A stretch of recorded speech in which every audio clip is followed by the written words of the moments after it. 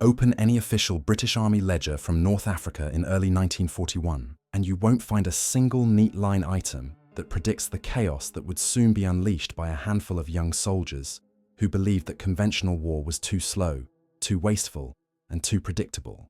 On paper, the Western Desert Campaign looked like artillery duels, petrol shortages, and set-piece advances. In reality, the story was already shifting toward a different kind of warfare in the heat shimmer of the Libyan sands. A warfare born not of mass formations, but of small groups operating deep inside enemy territory, without permission, and with no cavalry coming to rescue them if the desert closed in. This was the moment when the Special Air Service, the SAS, was invented. The struggle began with a single idea, forged not in a lecture hall, but in the frustration of a man who could not sit still.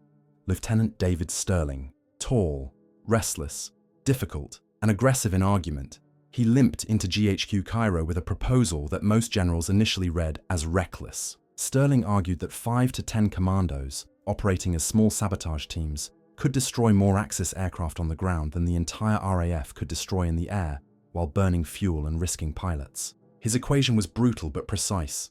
If you can burn 20 bombers in the dark, you have stolen the air power before it takes off.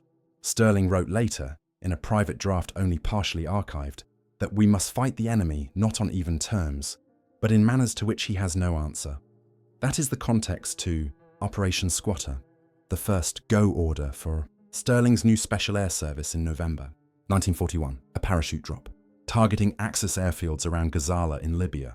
It was the raid that was supposed to prove the concept. But the desert had other plans. A sudden sandstorm tore through the drop zones. Jeeps became disoriented. Some canopies collapsed mid-descent. Radio logs become almost incoherent across a 20-minute span. Wind force rising. Sand. And many of the final personnel numbers simply do not line up between Stirling's later memoir recollections, the unit's post-action reports, and the fragmentary SOE liaison notes. Even the exact number of men lost or scattered that night remains debated in British historiography. The best modern estimate, roughly 34 of the raiders never rejoined their original party in the expected window. Some were recovered days later by long-range desert group trucks. Some likely perished in the desert. And for a cluster of names, to this day, there is no single confirmed death circumstance in any German or Italian file. This is not conspiracy. It is the desert's paperwork. The desert erases the evidence, and yet, this failure became the hinge. Stirling saw the flaw. Parachutes were too weather-dependent, so he pivoted immediately to infiltration by jeep. It was a tactical insight that changed Allied special operations permanently. Vickers K twin-gun mounts bolted to strip-down desert jeeps. Fuel lashed to the sides, cutting weight, removing anything decorative. This was the birth of the SAS as a mechanized raiding force, not paratroopers. One diary entry from an SAS trooper, Cyril Leuthard, written sometime in late December 1941, captures the psychological shift. We must accept that the desert is part of the enemy too. The sand kills faster than the Germans. That line, rarely quoted in documentaries, matters because it shows the truth. The SAS was not romantic adventure. It was experimental survival. The modern lesson that elite operations depend more on reliable movement than on insertion glamour begins here, a tactical doctrine forged by failure. And so, in the aftermath of Operation Squatter, Stirling's young unit hardened. They learned to trust the LRDG not as taxi drivers but as navigational lifelines. They practiced silent fire discipline. They rehearsed timing explosives to ignition delays that gave them 20 minutes to slip away before the first airframe burned. By early 1942, they were ready to strike again. But in the surviving original SAS notebooks from this period, there is a recurring gap, a consistent absence. Exactly who authorized Stirling to keep pushing deep raids without formal permission workflows remains blurred. Some signatures in the Cairo files appear to have been added after the fact. Rubber-stamped margins, handwritten initials that do not match typed orders. This is how Part 1 ends. The SAS has now survived its baptism by sand. It has learned that innovation grows fastest in failure, not success. But the desert still holds ghosts, and the paperwork still has holes. Holes that lead directly to the next escalation, Benghazi, where destruction would finally outpace doubt. If you study the few surviving aerial reconnaissance photographs of Benina Airfield in July 1942, one detail stands out immediately. The Luftwaffe parked its bombers wingtip to wingtip in tight clusters, believing the desert itself was a natural defensive moat. To German planners, the Mediterranean's logistics bottlenecks meant aircraft were worth more than tanks. Ground crews worked in heat that peeled paint from cowlings. They assumed, with confidence, that only a major British division-sized push could ever threaten that perimeter. They were wrong, because while the Afrika Korps was digging in, David Stirling was sharpening something else entirely. A night raid mounted on stripped-down desert jeeps, running twin Vickers K guns at almost twice their original rate of fire. The struggle was both mechanical and psychological. The SAS, now working hand-in-glove with the Long-Range Desert Group, began planning a deep strike into Benghazi, one that required crossing more than 600 miles of open desert, without lights, without reliable radio beacons, and with no guarantee they could find the same wadis again for exfiltration. Each jeep carried jerry cans of petrol stacked like armor plates, sand channels welded to the sides, and emergency compasses tied with string in case dashboards were shot out. The Vickers K, originally built for Fairey Swordfish torpedo bombers, ran so hot in desert dust that armorers crafted improvised cooling shrouds out of discarded tea tins. The men slept in shifts on torn tarpaulin. We breathe sand, we sweat sand, we dream sand. Lance Corporal Reg Seekings wrote in a private note, later quoted in a 1979 Imperial War Museum interview. Context matters here. The RAF knew it was losing too many aircraft in dogfights it could never fully prevent. Stirling's calculus, destroy planes on the ground, was practically heresy inside some RAF offices. Yet by 1942, the maths was turning. Every bomber burned in the dark meant fewer British sailors killed in Malta convoy attacks, and fewer German supply runs to Rommel. Even hardened RAF planners grudgingly admitted that special operations were now a cost-benefit multiplier. A small team with explosives could do the work of a whole wing. But here is the reveal. There is an unexplained anomaly embedded inside the records for this raid. According to the primary after-action summary, 18 jeeps departed the staging zone. But in one marginal note in the same report, an officer refers to a flanking two-jeep subsection operating autonomously. The phrasing is vague. There is no explicit tasking document attached. No named NCO in charge. It simply appears then disappears inside the same folder. And no photograph taken after the raid, not a single one, shows more than 16 jeeps grouped together. This has fueled quiet debate among historians who specialize in desert raids. Did Stirling deliberately withhold one splinter element from the standard tasking paperwork? Or did those jeeps break off on their own initiative, hunting fuel dumps or communications trucks, then fail to RV in the return window? What we do know, without ambiguity, is the outcome on the ground. The SAS tore into Benina Airfield in a storm of tracer fire, smashing through perimeter wire and spraying clustered Junkers, Heinkel, and Mach-E aircraft with incendiary rounds. Burning magnesium lit the night sky. Axis mechanics scattered. It was precision chaos. More than 24 aircraft, possibly more, were destroyed in under 12 minutes. The SAS then peeled off and vanished back into darkness, engines at full throttle. Trusting navigation notes scribbled in grease pencil. Modern lesson. Special operations doctrine was rewriting itself mid-war, showing that tempo and timing could be deadlier than mass. The close, the SAS exfiltrated with astonishing few casualties. Yet the unresolved record of those missing jeeps remains a cold archival thread. Were they authorized? Did they go rogue? Were they intercepted? German interrogation files in Rome include no matching entries. And that absence, that silence, is the most unnerving detail of all. Because if two jeeps split off before Benghazi and never reappeared, then the next chapter of this story begins not with victory, but with a question. Who exactly vanished between departure and return? Open the war diary of No. 2 SS in the winter of 1943, and you'll see a single line that feels like it's been written by someone who was trying not to draw attention to what was coming next. It reads, "Reorientation to Italian peninsula, detachments dispersed via Maple." No flourish, no elaboration, just an administrative breadcrumb pointing toward one of the strangest small footprint operations of the Italian campaign. Operation Maple, a rail interdiction mission intended to assist the Anzio landings by severing junctions across the spine of central Italy. This was no desert-free Rome anymore. Europe meant walls, not dunes. Patrol lines instead of empty horizon, and German human netting was far thicker than the Africa Corps ever had. In the desert, a mistake killed you quickly. In Italy, a mistake chained you to a story you couldn't escape. The struggle begins with infiltration itself. In January 1944, small SAS Maple teams inserted near coastal drop points around the Fiumicino estuary, using shallow draft landing craft escorted by SOE-trained mariners. No desert Jeep Thunder now. Silent landings, rubber dinghies, mines in canvas sacks slung against rib cages. Each Maple party was paired with a partisan liaison, usually a courier from the Italian resistance who had memorized multiple false route maps and fallback, shepherd trails in case towns were locked down by Feldgendarmerie rings. With the Anzio landing scheduled for 22nd January 1944, timing was absolutely predatory.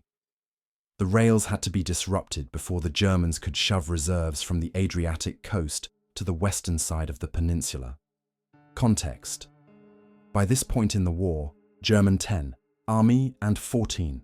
Army were juggling reinforcement priorities under Kesselring's defensive plan for central Italy. Rail choke points were oxygen lines. Blow one bridge and you create a handful of extra hours for an Allied battalion. Blow 3, and you change an entire frontage's reinforcement curve. That was the theory. SAS Maple teams worked at night, using time pencil detonators calibrated for a delayed ignition so that no one could guess where the saboteurs were when the charges finally fired. But the reveal, the one detail that still haunts historians, centers on a Maple patrol near Perugia. That sub-team was designated Number 3 Section. Their partisan contact, known in some accounts only as Bianchi, delivered them through a series of farm outbuildings to a position overlooking a rail line southwest of the city. German records later show that a demolition occurred that night, meaning at least part of their plan executed. But after that detonation, the section appears to vanish from the map.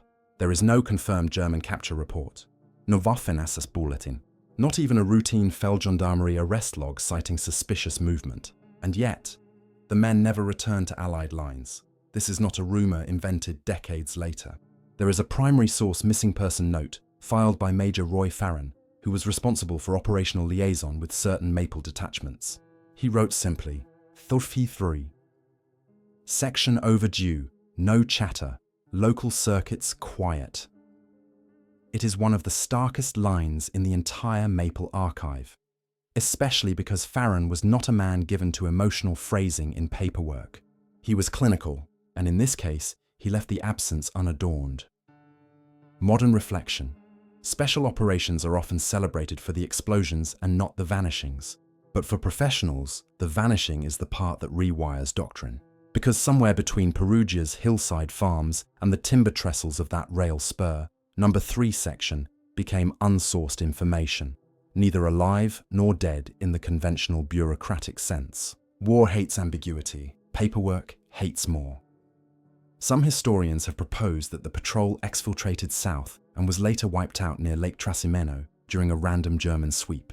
Others argue that they attempted to hide within partisan safehouses but were betrayed by a local fascist militiaman whose records were burned in 1945. One theory suggests they crossed paths with an Abwehr, counterintelligence patrol that deliberately withheld interrogation records to protect sources. All of these are possible. None are provable.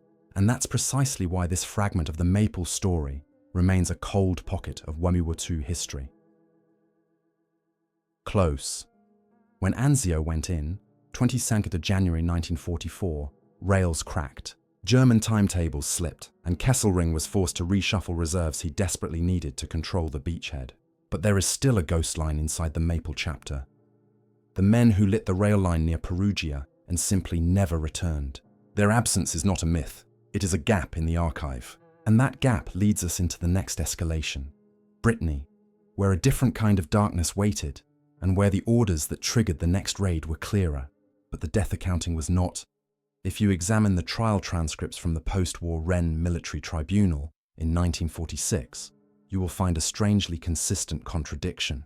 SS officers from the Das Reich and 17th SS Panzergrenadier Division each claimed the other formation authorized summary executions of captured Allied raiders in Brittany. Both could not be telling the truth. Germany's own command nodes in mid-1944 were increasingly disjointed and, Inside that disjointed administrative fog lay one of the most daring and most brutal SAS sabotage campaigns of the entire war, Operation Gain.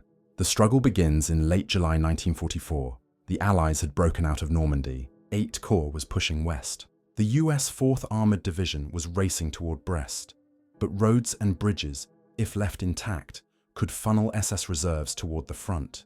Britain could not allow a German withdrawal to reorganize into a cohesive defensive perimeter. So 2 SAS, freshly inserted into Brittany, received an operational directive: raid roads, ambush convoys, cut movement arteries, and deny German formations the ability to mass forces east of the Vilaine River.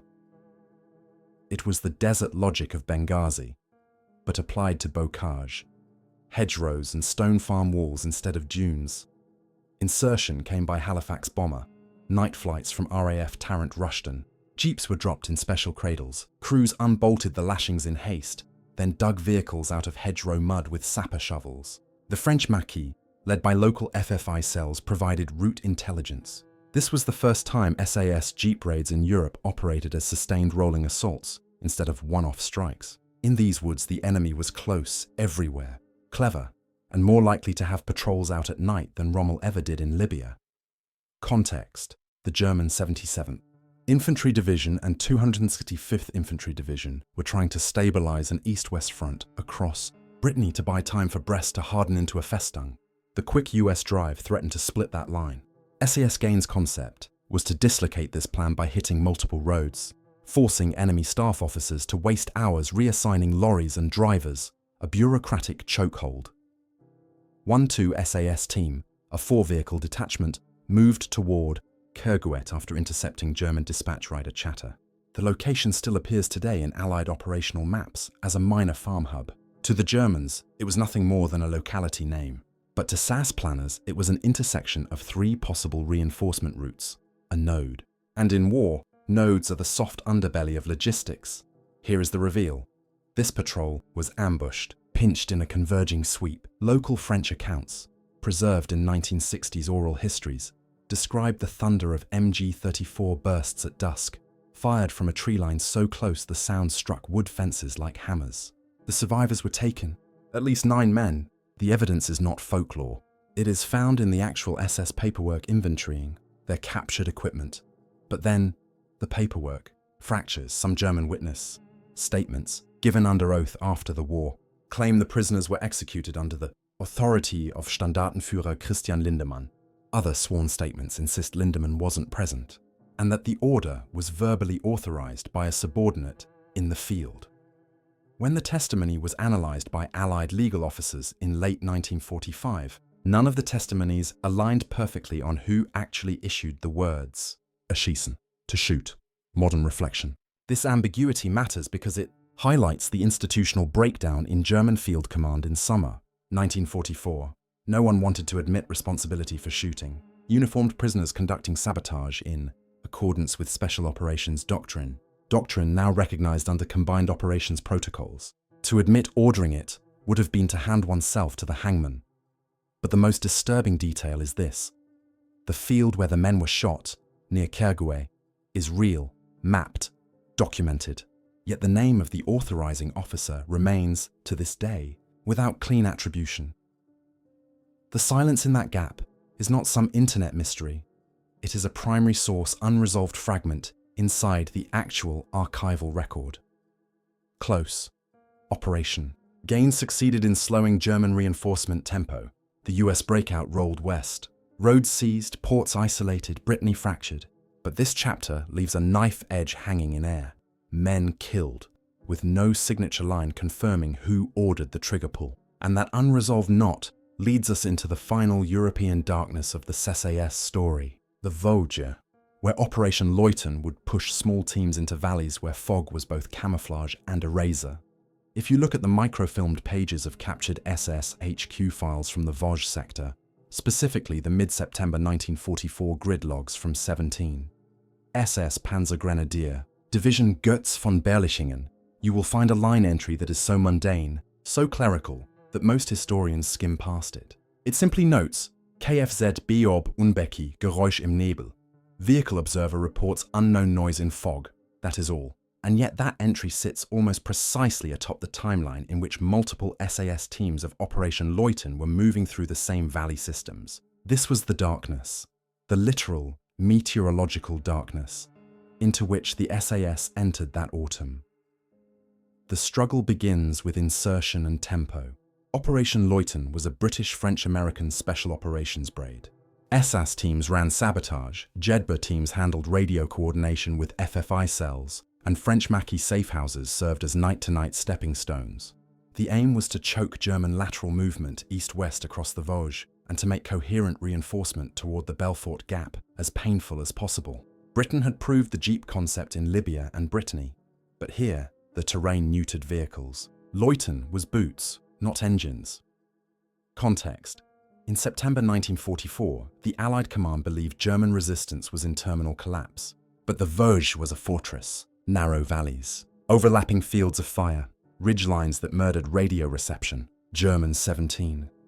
SS Panzergrenadier was tense, brittle, but not broken. The SAS had to live like ghosts, sleeping in haylofts, caching Brens in culverts, relaying coded sitreps on JED radios with crystalline brevity. Every transmission risked triangulation. The reveal is the fog. In this valley system, fog is not atmosphere, it is architecture. Patrols would slip out at night and find the world suddenly reduced to white. Silence amplified. Footsteps turned to whispers. In this meteorological blindness, several small Leuten patrols simply vanished. We have confirmed action reports. We have confirmed German sweeps. We have a timeline. But for specific sub-teams, the trail disintegrates inside a few. Days of bad visibility and broken radio. The tension has a paper trail, but the paper trail contradicts itself. German interrogators, after the war, claimed that many of the captured SAS personnel were taken to Natzweiler Struthof. Others claimed the majority went through Schirmeck-la-Broque. The numbers do not align. One SS NCO claimed 12 men, another claimed 27. We know Leuten personnel were executed. That part is documented. But the counts and precise holding chains leading to execution remain blurred. Some of the contradictions are likely due to poor memory, but some of the contradictions are too specific to be invented. One captured SAS officer in a post-liberation statement wrote that 2 patrols from the valley turned south, never returned. That is not exaggeration.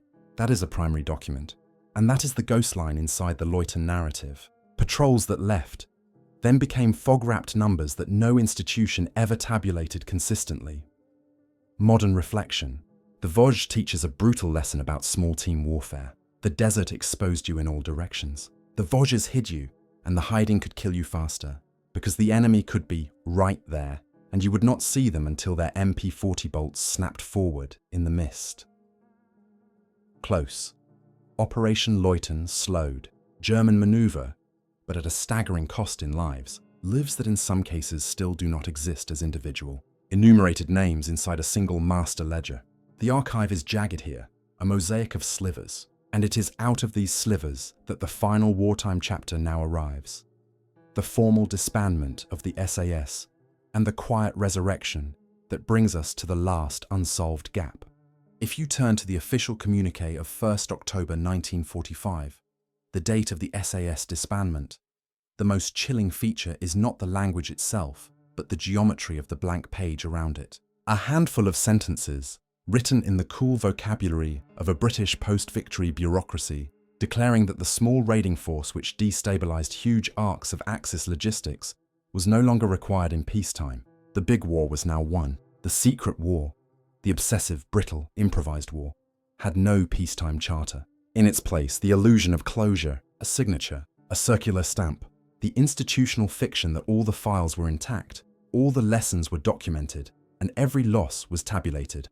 The struggle was administrative, not tactical. In Cairo, in Algiers, in London, in the Adriatic, through Naples and Taranto and Bari, special operations files were being boxed, cross-boxed, and indexed for a future academic audience that never quite materialized.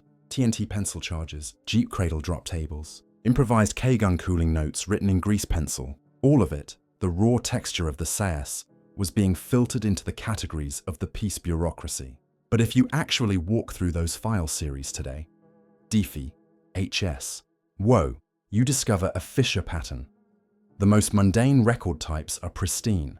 Fuel chits, pay line sheets, rail coupons, laundry rolls. And the most operationally sensitive ones are absent, fragmented, or replaced by pages stamped with black paint blocks. The SAS was not being archived. The SAS was being reframed. Context. Post-war Britain had two competing realities.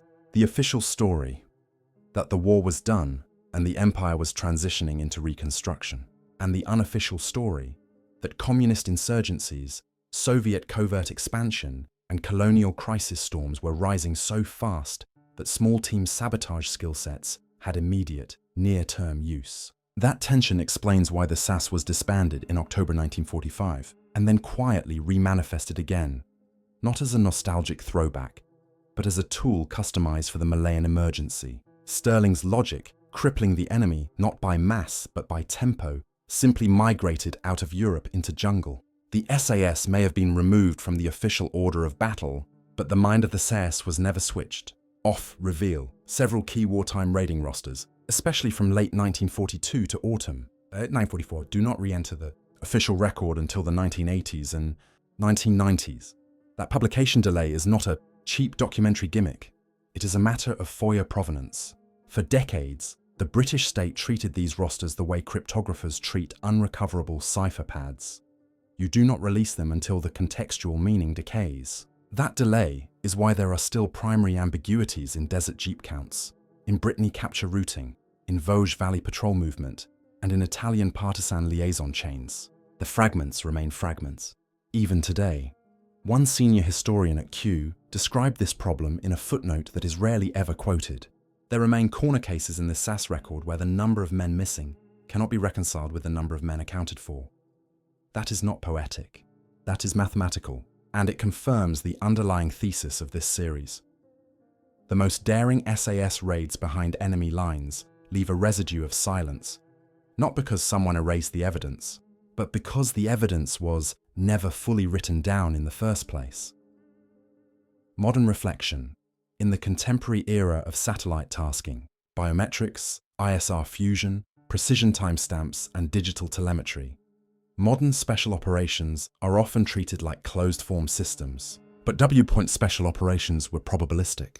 Fidelity was an aspiration, not a guarantee. The desert, the hedgerows, the ridgelines, they were all variables that could corrupt the ledger, and the human factor, the human unlogged fragment, is the true ghost of the SAS record. Close. The credits of the war rolled. The uniforms changed. The theatres of conflict moved hemispheres, but the gaps in the archive remained. And so when we use the phrase, the most daring SAS raids behind enemy lines, we are not myth-making. We are describing operations where the daring was not just in the strike, but in the return. Because sometimes, as the desert, Italy, Brittany, and the Vosges each demonstrated, the story does not end with the explosion. It ends with the file that never had a page.